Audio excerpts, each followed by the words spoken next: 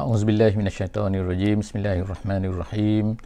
Alhamdulillahirabbil alamin. Nahmaduhu wa nasta'inuhu wa nastahdihi wa nastaghfiruh. Wa na'udzubillahi min syururi anfusina wa min sayyiati a'malina. May yahdihillahu fala mudhillalah wa may yudlilhu fala hadiyalah. Nashhadu an la ilaha illallah wa nashhadu anna Muhammadan abduhu wa rasuluh. Allahumma salli ala sayyidina Muhammad wa ala alihi wa sahbihi ajma'in. Alhamdulillah, bersyukur pada Allah Subhanahu wa taala kita dapat bertemu lagi dalam sesi hari ini, sesi tadabbur harian. InsyaAllah hari ini kita akan bersama-sama di muka surat 138. InsyaAllah muka surat 138, dan kita akan bersama-sama di surah Al-An'am ayat 82 sehingga ayat 90 insyaAllah. Jadi insyaAllah kepada semua sahabat-sahabat semua yang berada bersama dengan saya di sesi pada pagi ini, moga-moga dapat membuka insyaAllah muka surat 138, bukan 137 yang salah sikit, yang 138 138 kita pada hari ini, iaitu daripada surah Al-An'am ayat 82 sehingga ayat 90 insyaAllah. Jadi hari ini kita akan melihat sambungan apa yang telah kita baca pada sebelum daripada ni, iaitu tentang kisah Nabi Ibrahim alaihissalam. Allah Subhanahu wa taala telah menceritakan kepada kita dalam muka surat sebelum daripada ni, iaitu muka surat 137 sebelum daripada ni. Sekarang 138 insyaAllah. Minta maaf ni kesalahan sikit pada skrin. Jadi hari ini kita akan lihat muka surat 138, iaitu sambungan daripada cerita Allah Subhanahu wa taala tentang kisah Nabi Ibrahim yang telah berdakwah kepada ayah baginda Nabi Ibrahim alaihissalam. Jadi kita telah melihat pelbagailah angkara, pelbagailah hujah-hujah yang telah diberikan oleh kaum Nabi Ibrahim ni terhadap Nabi Ibrahim alaihissalam. Jadi insyaAllah sebelum daripada kita terus, insyaAllah moga-moga dapat memberi feedback lah tentang suara dan juga gambar pada hari ini insyaAllah. Jadi kita akan baca insyaAllah sedikit daripada permulaan ayat ini iaitu muka surat ini, permulaan muka surat ini insyaAllah. A'udzubillahi minasyaitonirrajim. Bismillahirrahmanirrahim. Allazina amanu wa lam yalbisu imanahum bidzulm ulaika lahumul amnu wa hum muhtadun. Sadaqallahul azim. Kita telah baca sebelum daripada ni tentang apa ni, Nabi Ibrahim ni dia telah berdebat dengan kaum dia. Jadi kaum dia ni mengatakan macam-macam, kamu ni Ibrahim tak takut ke kepada nanti bala bencana yang akan terkena kepada kamu ni kalau kamu ni tak sembah Tuhan ni. Jadi Nabi Ibrahim telah berhujah kepada mereka, aku patut takut kepada berhala tu, kamu sendiri tak takut kepada Allah, kamu tak kisah. Macam itulah seolah-olahnya dia berkatakan. Jadi ayat ini pada hari ini Allah Subhanahu Wa Taala membuat satu pernyataan kepada kita orang-orang yang beriman semua, iaitu apakah bagaimanakah yang sepatutnya seorang itu mendapat keamanan, bagaimanakah sifat orang yang akan mendapat keamanan daripada Allah Subhanahu Wa Taala ni. Adakah orang-orang yang akan sembah berhala itu akan mendapat keamanan? Macamlah berhala itu ada mempunyai power sangat yang boleh menyebabkan malapetaka kepada orang-orang yang tidak menyembahnya. Jadi inilah Allah Subhanahu Wa Taala membuat satu ketetapan dalam ayat 82 yang akan kita baca ni, iaitu Allah Subhanahu Wa Taala berkata, berfirman, a'udzubillahi minasyaitonirrajim, allazina amanu, orang-orang yang beriman, walam yalbisu imanahum. Jadi kita tengok sini, walam yalbisu sini yalbisu ni makna asalnya kalau ikutnya pakaian, memakaikan. Jadi orang-orang yang beriman dan mereka itu tidak memakaikan iman mereka. Iman ini bagi atas, imanahum. Jadi artinya ialah mereka ini bukan iman mereka memakai, tapi memakaikan iman mereka bizulmen, dengan kezaliman. Apa artinya memakaikan iman dengan kezaliman? Jadi ketika ayat ni turun, adalah pada sahabat ni rasa takut. Takut apa kata? Dia kata takutlah kami sebab apa? Mana ada orang yang tidak ada dalam dunia ni orang yang beriman dan kemudian tidak ada kezaliman. Maksudnya dalam hati dia tak ada kezaliman, tak ada perasaan zalim dan sebagainya. Mana ada orang yang macam tu? Itu timbullah perasaan sahabat-sahabat yang jadi mereka pun mengadulah kepada Nabi sallallahu alaihi wasallam. Mereka takutlah sebab Allah Subhanahu taala kata hanya orang yang begini saja, ulaika lahumul amnu. mereka sahajalah yang mendapat al-amnu. Al-amnu ni maksudnya keamanan. Keamanan apa? Maksudnya keamanan ialah keamanan, keselamatan daripada azab Allah Subhanahu wa taala. Jadi artinya orang yang ada zalim masih lagi beriman tapi mereka ni ada zalim dalam hati mereka ni, ada kezaliman, maka kalau macam tu mereka ni tetap juga tak selamat lah, maknanya tak selamat daripada azab Allah Subhanahu wa taala. Jadi Allah Subhanahu wa taala apabila turun ayat ni, Nabi kita sallallahu alaihi wasallam melalui hadis, ada satu hadis yang diriwayatkan oleh Bukhari dan juga Muslim. Jadi hadis ni adalah satu hadis yang sangat sahih lah, iaitu Nabi sallallahu alaihi wasallam menceritakan maksud zulmin di sini ialah maksudnya asyirku. Maksudnya az-zulmu maknanya asyirku. Iaitu apa? Jadi maksud ayat ni ialah apa? Orang-orang yang beriman, orang-orang yang tidak mencampurkan iman mereka dengan kesyirikan. Maksudnya kan. Jadi maknanya kalau tak ada syirik, mereka lah orang-orang yang mendapat keamanan, wahum muhtadun, dan mereka itulah orang yang mendapat hidayah sebenarnya. Jadi apabila Nabi SAW menceritakan maksud dia macam tu, barulah sahabat-sahabat ni tenang. Barulah. Sebab apa? Sebab ertinya lah kami semua ni tak ada syirik. InsyaAllah kan. Kami tak ada syirik kan. Tapi kemungkinan kezaliman tu ada sedikit-sedikit kan, adalah hati kan. Jadi maksud zalim adalah maksud syirik. Jadi kesimpulan daripada ayat ni ialah orang-orang yang beriman dan betul-betul clear, bersih iman mereka ini, tak ada syirik, tidak ada bercampur baur dengan perkara-perkara mensyirikkan Allah Subhanahu wa taala, maka itulah orang yang sebenar-benarnya mendapat al-amnu. Al-amnu sini kan. Iaitu apa al-amnu? Iaitu keamanan daripada al-azab. Jadi apabila tu selesai itu, tenanglah. Jadi moga-moga Allah Subhanahu wa taala menjadikan kita ni orang yang tidak ada walaupun sedikit wa'auzubillah min an nusyrika bika syai'an na'lamuhu wa nastaghfiruka lima la na'lamu. Jadi kita minta kepada Allah Subhanahu wa taala supaya Allah taala ni menjauhkan daripada hati kita ni kalaulah ada perasaan-perasaan syirik yang tidak kita sedari. Gitu kepada Allah Subhanahu wa taala. Seterusnya ayat 83 kita tengok ayat 83. Wa tilka hujjatuna atainaha Ibrahima ala qaumihi narfa'u darajatim man nasha inna rabbaka hakimun alim. Jadi begitulah Allah Taala kata wa tilka hujjatuna, iaitu apa? Iaitu yang Allah Taala telah beri dah apa tilka ni maknanya itu itulah hujah-hujah kami. Hujah kami iaitu kami telah berikan di atas lisan Nabi Ibrahim AS ketika dia berhujah dengan kaum dia. Tengoklah bintang, tengoklah kejora, tengoklah kejora, tengoklah bulan, tengoklah matahari kan. Semua itu adalah hujah-hujah supaya kaum dia tu berfikir. Jadi semua tu Allah Ta'ala yang berikan kepada Nabi Ibrahim sebenarnya. Sebab itulah Allah Ta'ala kata itu semua adalah hujah-hujah kami. Atainaha Ibrahim, yang kami bawa datang kepada Nabi Ibrahim alaihissalam. Jadi begitulah kita sebenarnya kan, kita kena sedarlah kadang-kadang Allah Subhanahu Wa Taala beri kebijaksanaan pada kita.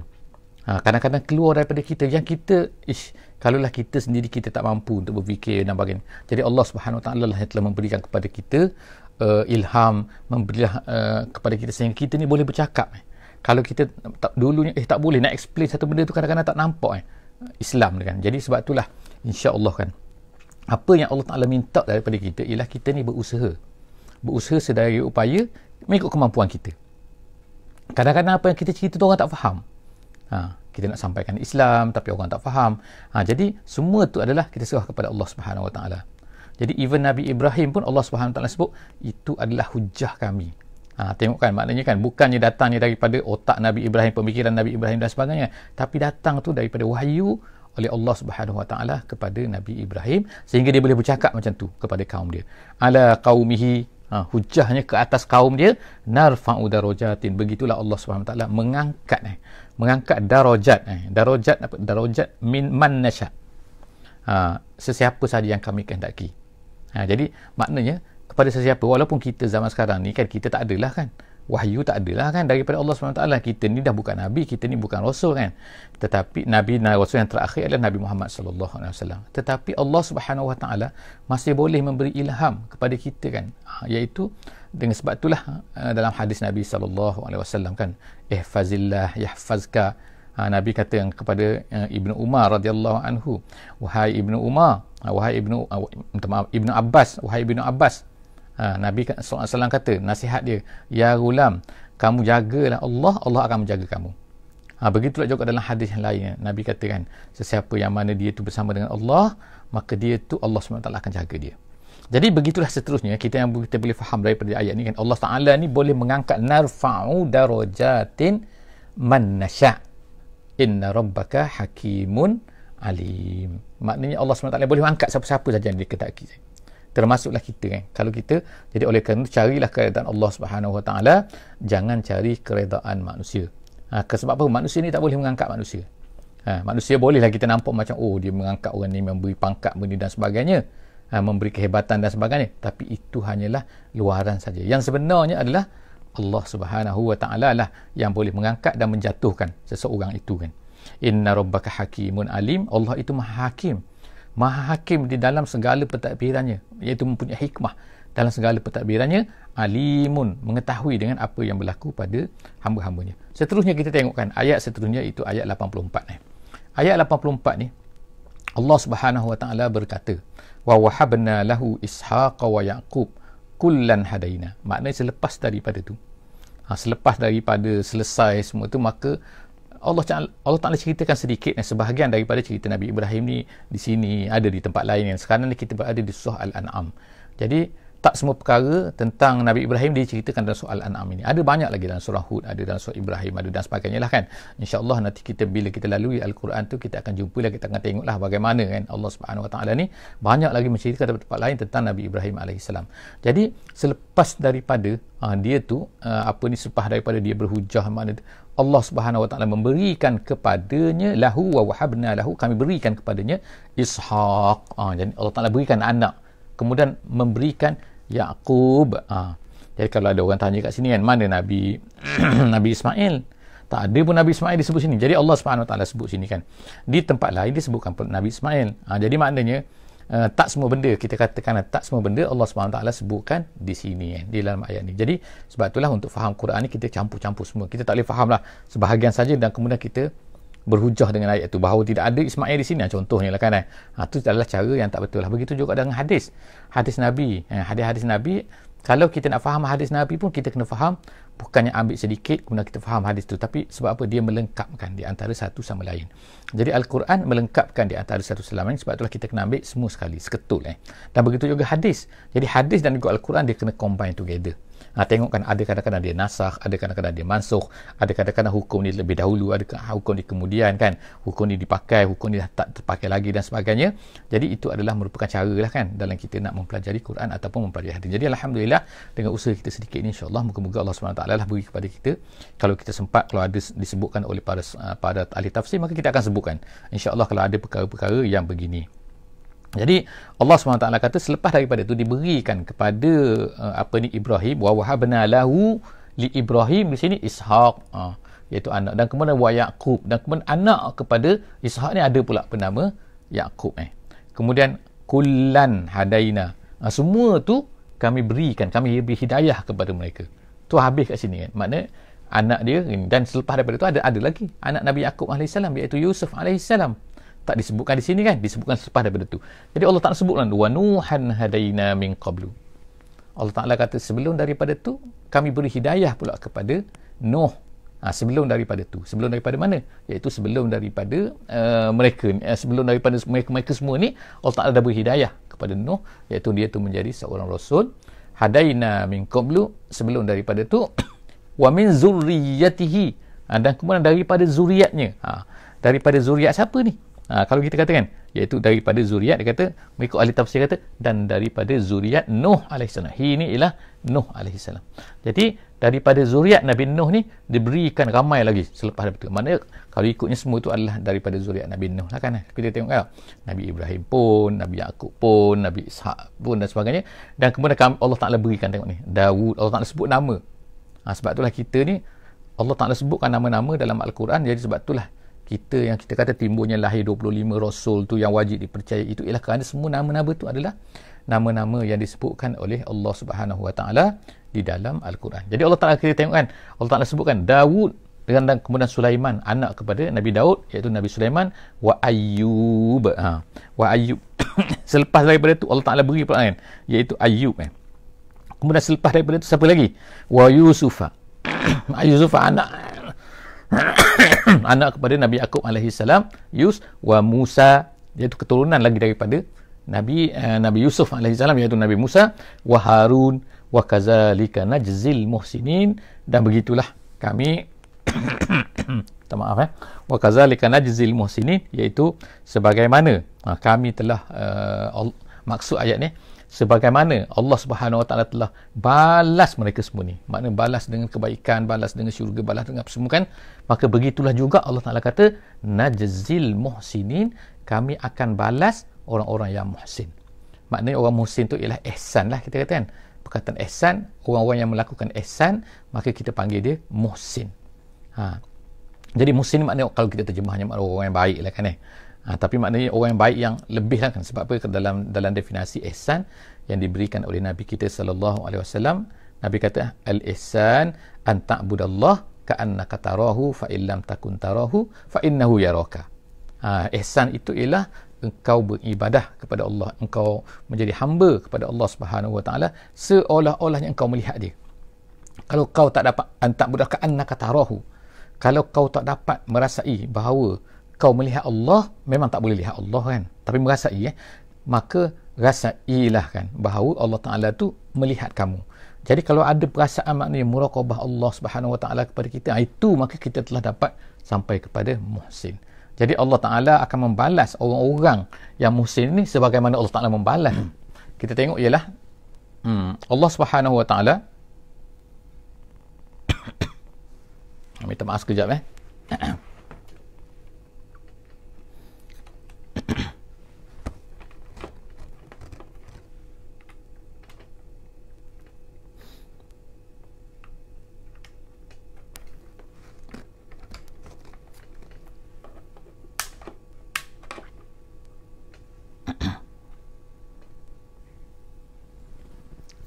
jadi seterusnya ialah kita tengok Allah Subhanahu Wa Ta'ala sebut sini ayat seterusnya, iaitu ayat, kita tengok sekarang ayat 85 insya-Allah wa Zakaria wa Yahya. Allah Ta'ala terus menyebutkan nama-nama rasul-rasul selepas daripada itu, iaitu siapa? Zakaria, kemudian Yahya, kemudian Isa, kemudian Ilyas. Inilah kita kata walaupun setengah-setengah daripada nabi-nabi ni tidak disebutkan oleh Allah SWT secara detail lah kan dalam Quran kan, Allah Ta'ala sebut secara kadang-kadang sepintas lalu saja. Ada setengah-setengah daripada mereka ni Allah Ta'ala cerita dengan panjang, seperti Nabi Zakaria ada panjang sikit kan, kemudian Yahya sedikit saja, tak banyak. Kemudian Nabi Isa AS banyak Allah Ta'ala ceritakan dalam Quran, Nabi Musa banyak dalam Quran, tapi Nabi Ilyas sedikit saja kan. Dan dikatakan Nabi Ilyas ni adalah anak saudara kepada Nabi Harun alaihimussalatu wassalam. Tapi siapa pun apa pun, itu adalah pandangan-pandangan yang dikemukakan oleh ahli tafsir. Jadi kita katakan seterusnya kullun Allah Subhanahu Wa Ta'ala sini ialah kata kullun minas solihin, semua mereka itu adalah daripada orang-orang soleh. Itu semua mereka ni. Mereka mana ni? Iaitu yang disebutkan oleh Allah Subhanahu Wa Ta'ala. Seterusnya ayat 86 kita tengok wa Ismaila. Allah Ta'ala sebut kan, dah ada sekarang Nabi Ismail, tapi tadi Allah Ta'ala tak sebut. Jadi Allah Ta'ala sebut, ada hikmahnya kenapa tidak disebut di sini, disebut di sini, kemudian diceritakan kemudian tu kan, wa Ismaila wal Yasa, wal Yasa kemudian Allah Ta'ala kata wal Yasa, kemudian wa Yunusa wa Lutan wa kullam faddalna 'alal alamin. Semua tu Allah Ta'ala katakan dengan Nabi Lutnya, Nabi Yunusnya, Nabi semua tu, wa kullan, semua tu faddalna, kami lebihkan mereka itu semua tu 'alal alamin. Maknanya mereka tu mendapat kenabian, mereka tu mendapat hikmah daripada Allah Subhanahu Wa Ta'ala. Jadi Allah Ta'ala beri kelebihan kepada mereka kan. Dan Allah Subhanahu Wa Ta'ala juga insya-Allah kan akan memberikan kelebihan kepada kita semua insya-Allah dengan usaha daripada kita. Walaupun kita tak dapat capai kepada tahap nabi-nabi, tapi kita boleh menjadi orang yang soleh insya-Allah. Kemudian seterusnya Allah Subhanahu Wa Ta'ala sebutkan lepas daripada wa min abaihim wa zurriyatihim, dan selepas itu kan, dan daripada abaihim, daripada ayah-ayah mereka, wa zurriyatihim, dan juga zuriat mereka. Jadi min di sini ulama kata ialah min ni litab'id. Litab'id ni maksudnya ialah min di sini min ni wa min tab'id ni maknanya sebahagian, bukan maknanya daripada tapi maksudnya ialah sebahagian maksudnya. Sebab min ni ada macam-macam jenis dalam bahasa Arab kan. Jadi min sini tabi'i maksud kenapa? Kerana ada di antara ayah-ayah mereka, ada di antara zuriat-zuriat mereka, ada di antara saudara-saudara nabi-nabi yang di atas itu yang tidak Islam. Gitulah maknanya. Jadi sebab itulah ulama-ulama kata min di sini adalah min lit tabi'i, itu menunjukkan sebahagian daripada ayah-ayah mereka, sebahagian dari sebagaimana kita tengok, kita baca ayah Nabi Nuh alaihi salam, alhamdulillah setengah-setengah, tapi ada ayah Nabi Ibrahim sebagai contohnya kan, dia tidak mahu beriman kan. Jadi menunjukkan bahawa bukan min sini adalah bukan semua tapi sebahagian daripada ayah-ayah mereka dan juga zuriat-zuriat mereka, keturunan. Jadi sebab itulah maknanya kita katakan bukan semua keturunan Nabi dan sebagainya itu akan jadi, kadang-kadang setengah tu keturunan Nabi tapi tak bagus kan. Jadi maknanya sebahagian, Allah Ta'ala dah katakan sebahagian daripada zuriat-zuriat mereka, wa ikhwanihim, dan saudara-saudara mereka, wajtabainahum, dan kami pilih mereka. Ijtabah maknanya ialah al-mukhtar, maknanya kalau kata orang nama mujtabah artinya ialah orang nama mukhtar, sama dia. Wajtabainahum, dan kami pilih mereka, wahadainahum, dan kami beri hidayah kepada mereka, ila siratim mustaqim, iaitu di atas jalan yang benar, itu atas jalan Islam lah. Seterusnya daripada itu Allah SWT kata zalika hudallah, iaitu jalan yang nabi-nabi itu berada tu. Itulah dia jalan-jalan hudallah, petunjuk Allah SWT. Maknanya pengikut Nabi Isa di zaman Nabi Isa AS, itulah dia orang telah mendapat hidayah daripada Allah. Pengikut Nabi Musa yang betul-betul pada zaman Nabi Musa, maka itulah di zaman sekarang semua mestilah mengikut petunjuk Islam, iaitu daripada Nabi Muhammad SAW. Jadi Allah SWT kata zalika hudallah, itu semua tu adalah merupakan petunjuk Allah, yahdi bihi man yasha' min ibadihi, ya Allah Ta'ala beri petunjuk kepada sesiapa yang dikehendaki daripada hamba-hambanya. Tapi kalaulah Allah Ta'ala kata walau asyraku, tengok kan, kalaulah mereka ni syirik, maknanya tak kira siapa-siapa saja, mereka ni zuriat ke nabi-nabi ke, mereka ni ayah nabi-nabi ke, mereka ni saudara nabi-nabi ke dan sebagainya, walau asyraku. Kita tengok kan, Abu Talib, siapa dia? Bapa saudara Nabi, macam bapa lah kan, abak lah macam kan kalau dalam bahasa Arabnya. Ataupun lah kalau kita kata siapa lagi kan, kita kata Nabi tak ada adik-beradik kan, keturunan Nabi kan, ataupun siapa-siapa lah kan jadi saudara mara kepada ayah-ayah bapa saudara Nabi lah kan, banyak lagi kan, sebagai contohnya kan Abu Lahabnya dan sebagainya. Adakah mereka tak beriman? Bukan sekadar tak beriman, mereka ni menentang lagi Nabi kita SAW. Jadi Allah SWT kata sini walau asyraku, kalau mereka tu syirik, lahabita anhum ma kanu ya'malun. Apa hukuman dia? Hukuman daripada Allah ni apa? Kalau mereka ni syirik, kalau mereka syirik, habita, gugur maknanya. Jadi sebab itulah kita kata kat sini kan, siapa-siapa yang murtad, siapa-siapa yang telah syirik kan, asalnya elok, tiba-tiba mereka ni syirik, balasannya sangat dahsyat kan. Iaitu apa? Antaranya yang kita tak nak tu, apa benda? Iaitu akan gugurlah semua amalan-amalan baik yang mereka lakukan. Amalan jahat masalahnya tak gugur, masalahnya amalan baik yang akan gugur tu kan. Habita anhum ma kanu ya'malun, apa yang mereka dah lakukan dulu kebaikan, jadi tak ada apa-apa di sisi Allah Subhanahu Wa Taala. Kemudian Allah Ta'ala kata ulaikal lazina atainahum alkitab, itulah semua yang kami telah berikan kepada mereka alkitab. Alkitab sini bukanlah satu kitab tapi maksudnya adalah al-kutub, maksudnya iaitu kitab-kitab bukan kitab sini adalah kitab satu bukan. Tapi Allah Ta'ala kata dah berikan kepada mereka tu apa? Nombor satu alkitab. Kitab-kitab seperti kita tahu 4 yang masyhur kalau kitab tu kan, kitab Tauratnya, kitab Zaburnya, kitab Injilnya kan, dan juga Al-Quran. Kemudian wal hukma, tengok kan Allah Ta'ala berikan kepada mereka ni apa? Al-hukma. Hukma ni ialah hikmah, kebijaksanaan. Makna semua nabi, sebab itulah kita kata nabi-nabi semua ni bersifat dengan sifat fatonah. Fatonah ni makna amanah, fatonah tu makna kecerdikan.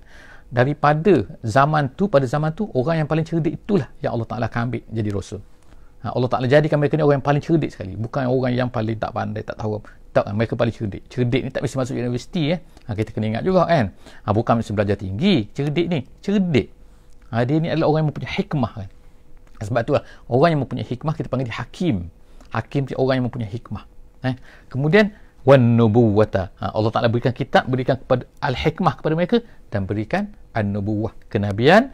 Fa in yakfur biha haula'i faqad wakkalna biha qauman laisu biha bikafirin.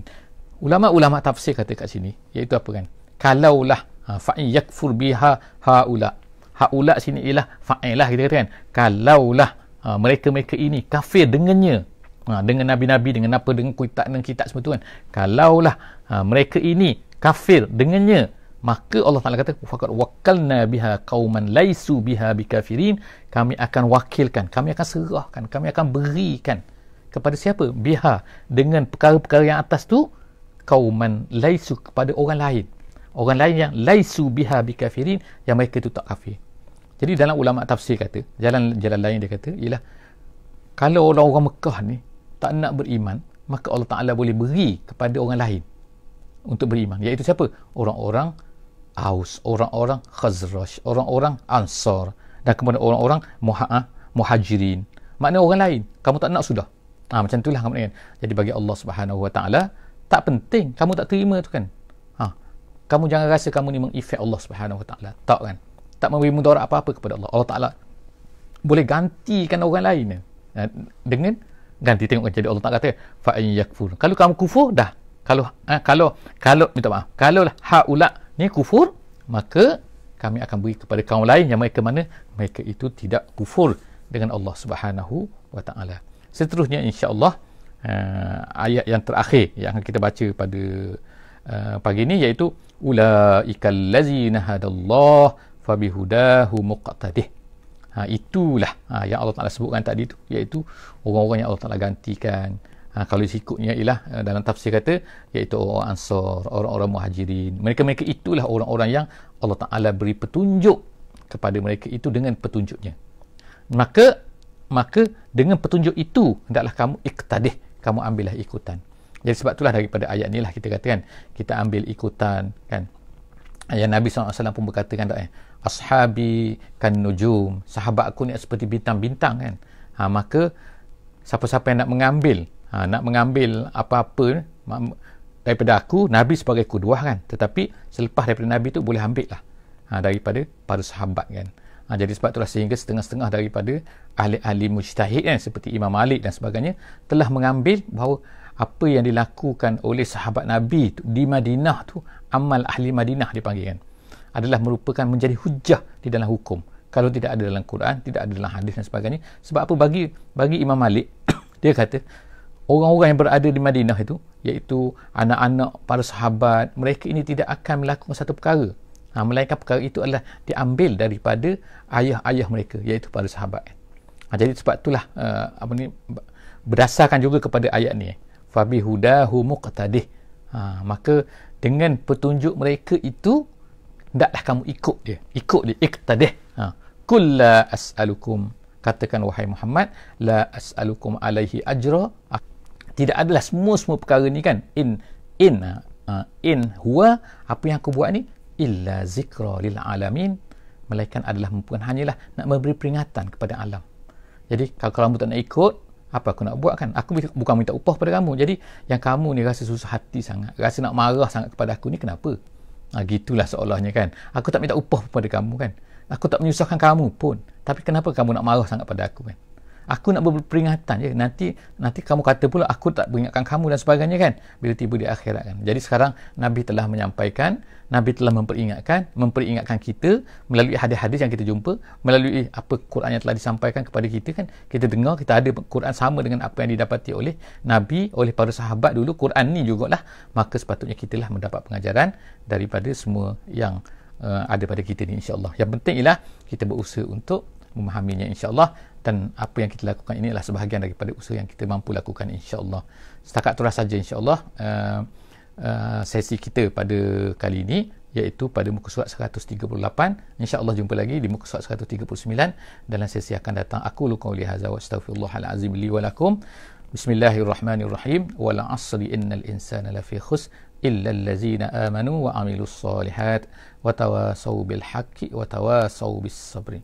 Wassalamualaikum warahmatullahi wabarakatuh.